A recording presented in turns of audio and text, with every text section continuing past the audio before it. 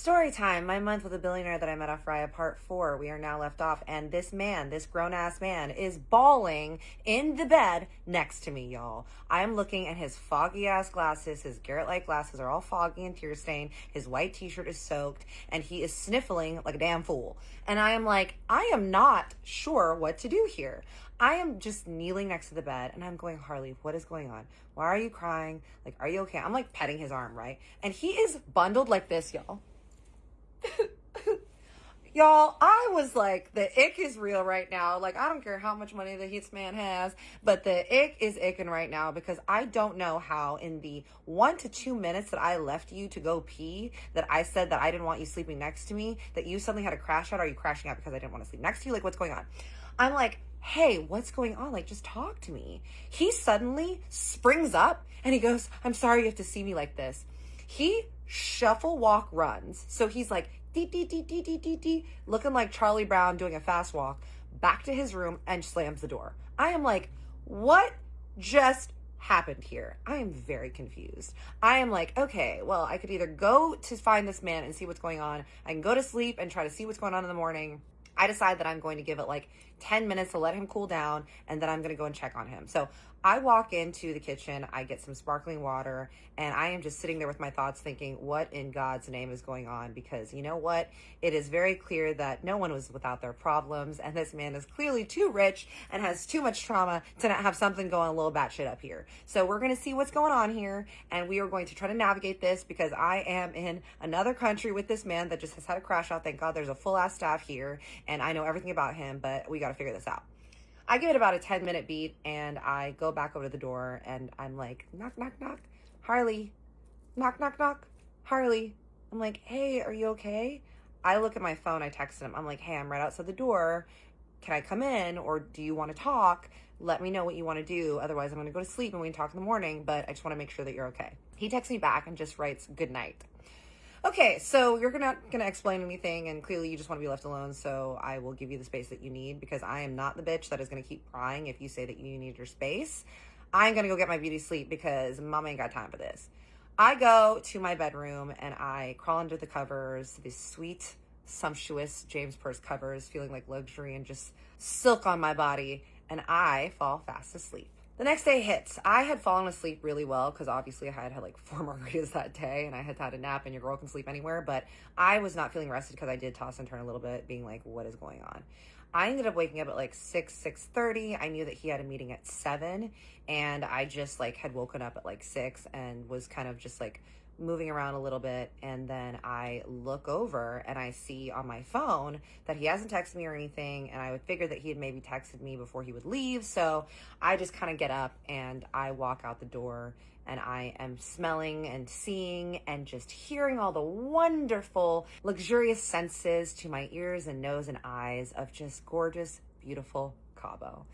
I walk over to his suite and I see that the door is closed, and I'm kind of like, maybe he's getting ready, but I don't know what time he has to leave for this meeting or where it is. I am knocking on the door. I'm like, Harley, I'm like trying to figure it out. Some of the staff are out there and they're like, hey, can we get you some coffee? Can we make you something, some breakfast?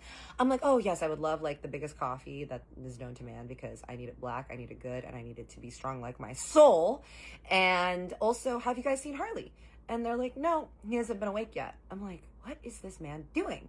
I'm texting him. I'm like, good morning. What time is your meeting today? Wanted to check on you and all that stuff. I'm looking. It is now 6:35. I'm like, I walk over to the kitchen, and the chef is preparing a freaking feast, y'all. He's preparing these beautiful eggs, fresh fruits, fresh bagels, fresh bread. Just this gorgeous, gorgeous, gorgeous spread with bellinis and mimosas and literally all the Perrier and beautiful things that you could drink and eat. I'm like, I really need to invest in a private chef when I am filthy ass rich, because this is the life. I'm like, wow, this is a lot of food for just us. And he was like, oh no, this is like for the investor meeting. I'm like, oh, the investor meeting's here. And he was like, yeah. I'm like, oh, I didn't realize that it was going to be here. And he was like, yeah, everyone will be arriving in about like 20 minutes. It's probably going to be like 5 or 6 people. I'm like, oh, okay. So Harley didn't tell me that. And I was like, have you seen Harley? And he was like, no, I don't believe that he's been up yet. I'm like, oh shit.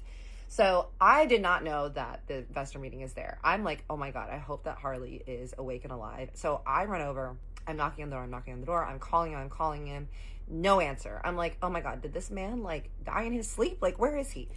I finally grabbed the Mr. Comb Over man and I'm like, can you please help me? I can't get into this room and I need to wake Harley up. He was like, yes, I have a key to the suite. Like, let me go get it. I'm like, okay, great.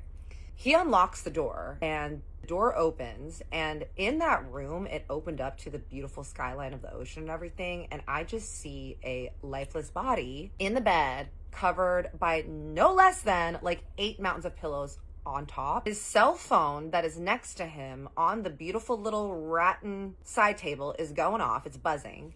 And I look, and this man is buried under the weight of luxury under all these blankets and pillows. I am like, Harley. I go over and I turn off the buzzer on his phone. Mr. Comb Over is like, okay, I think you can handle it from here. I'm like, yeah, thanks, King. He walks out. I look over and I'm like uncovering this man, okay? And as I'm uncovering him, I am hearing signs of life, which is good. I'm hearing heavy breathing and snoring. Apparently this man can sleep through a freaking typhoon, because I look and he also has noise canceling headphones that wrap around here and an eye mask, and he is snoring like he is trying to alert the media that he is alive. I am shaking him. I'm like, Harley, I'm shaking him. I'm like, get up. I finally shake him. He goes, I take the ears off, I take the eyes off, and I look at him. I grab his glasses and I put them on his face. And I said, Harley, I need you to wake up. And he goes, what time is it? I was like, darling, it is 6:40. Your investors are going to be here in 20 minutes. You need to get up. You need to shave. You know, get your little ass in gear, and you need to get some coffee, and you bright-eyed and bushy-tailed, because these men are coming and they're going to want to sell you on this tequila brand, and you need to be there to represent them. He goes, what? And I said, yes, 20 minutes. And he goes, no, I can't do it. He takes the pillow, puts it back over his head. I'm like, Sir, what do you mean you can't do it? You can't do what? You can't do life? You can't do the meeting? You need to be more clear.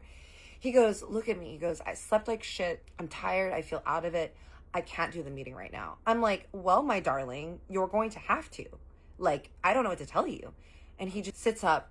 I'm like, there are 6 people coming and they're all going to be here, and you need to get your shit together. Like, you are a grown up. You're a grown man. You're a businessman. He goes, okay. I go, I'm going to have Mr. Comb Over bring you a coffee, get in the shower, get your life right, shave, get your stuff put together. I will greet the men when they get here, and I will make sure that they're entertained until you can come out there if you need a little bit longer. He was like, yes, please. He was like, I really need your help on this, because I need to get my life together, but can you just please entertain them until I can come out? I'm like, dude, that's my specialty. Like, don't you worry. He's like, thank you so much. I run my little ass back to my room. I jump in the shower. I take a little hoe bath. We're getting the tits, pits, and the bits, y'all. You know, we're making sure that all the things are done. And I put some sea salt hairspray in my hair. I do a little blow dry, crunch, and I throw that hoe up into a cute little messy bun.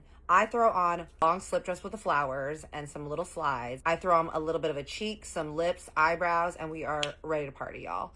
I walk back out and I tell Mr. Comb Over, can you please bring some coffee to Mr. Harley Stat and get this guy going? And he was like, yes. And I was like, and then I don't know what medication he takes in the mornings, but please make sure he takes those as well. He's like, copy.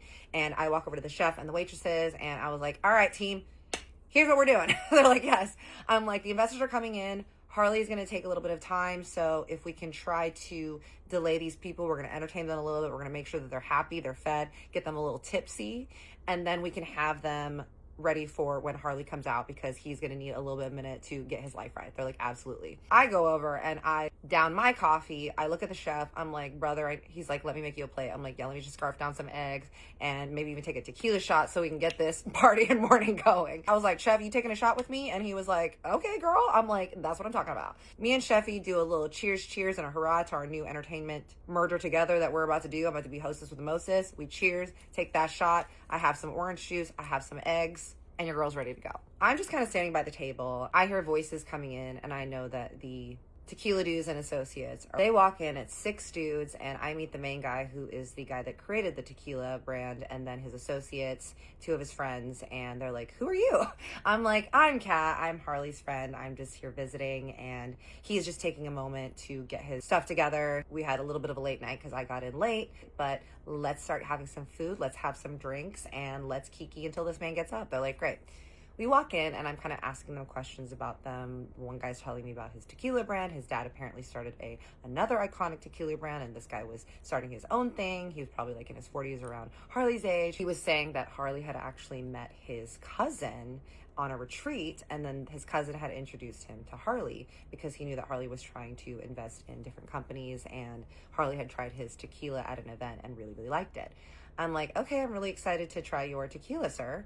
And he was like, well, I think you already did. And I look over and I realize that the tequila that the chef and I had taken was the brand, and it was really smooth and really good. And I was like, dude, it's really good. We're kind of laughing and stuff. And two of the guys that are just the friends that are probably around my age, they're like in their late 20s, or they're kind of like talking to each other and like looking at me, and I'm looking at them. And there's another gentleman there who he was like, I'm actually the cousin. I'm the one that was at the retreat with Harley. I'm like, oh, what was the retreat? And he was like, oh, it's just like a life retreat. I'm like, oh, okay. And he was like, and I just have to say, Kat, like everything that Harley said about you is true. You're really, really cool. You're very impressive. I'm like, Harley was talking about me? And he was like, yeah, I know that you guys were like FaceTiming for a while, and then you came down here, and he was really excited that you were coming. And I was like, oh, that's really nice. Two of the young guys that are over there that are just the friends of them, they're kind of chatting and looking at me. And one of the guys goes, oh, so you guys are dating? And I was like, we are talking, you know, like I'm here and we're hanging out, blah, blah, blah. And the one that knows Harley goes, yeah, Harley said that you're a model, right? I was like, yeah, that's right. And then one of the young dudes, the randos, goes, oh, so you do OnlyFans too? What? Before I can answer, I just hear a gravelly voice behind go, no, she doesn't do OnlyFans. And there's Harley, looking very put together, white t-shirt, as usual, black jeans, black Converse, and his Chrome Hearts glasses. And he looks pissed. So yes, y'all, part 5.